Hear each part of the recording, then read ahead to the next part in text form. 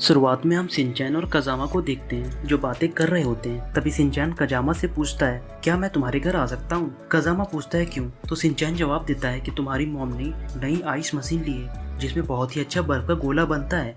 मैं बर्फ का गोला खाना चाहता हूँ। शिनचैन पूछता है कि तुम्हारा घर 5वें फ्लोर पर है ना?